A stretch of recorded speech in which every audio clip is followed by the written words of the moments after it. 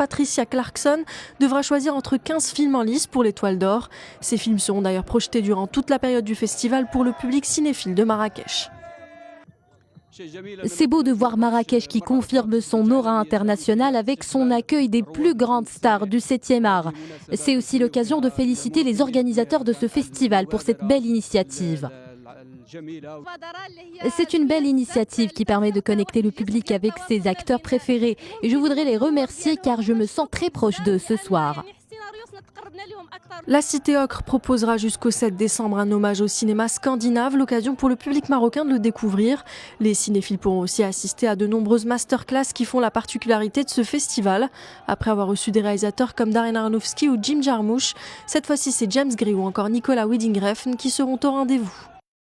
Voilà, et pour la directrice du festival, Mélita Toscan-Duplantier, cet événement, c'est aussi l'occasion pour le Maroc de faire rayonner son image. On va l'écouter.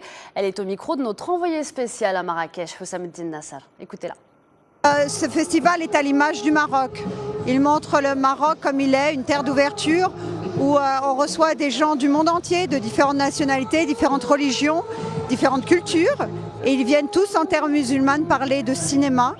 Donc c'est très important et pour le Maroc et pour la culture. Et puis voilà, c'est un festival qui est fait sans censure et c'est vraiment l'image du Maroc. Donc ça aide aussi le Maroc à être connu.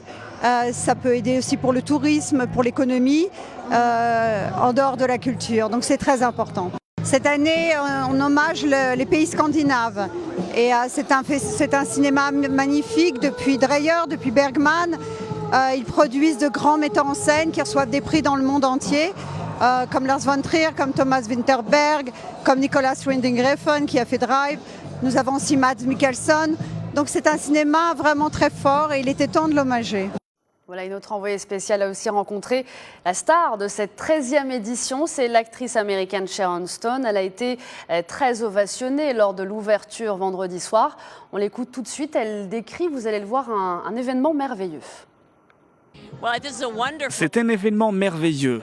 Ce festival est l'occasion pour moi de venir visiter ce beau pays.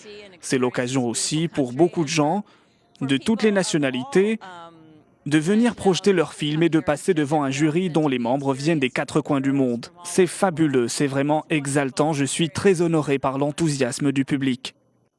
Sharon Stone et des propos recueillis par notre envoyé spécial à Marrakech, Hossameddine Nassar. Et après le cinéma, on passe au sport avec Soukaina Aziz qui revient pour vous sur la 11e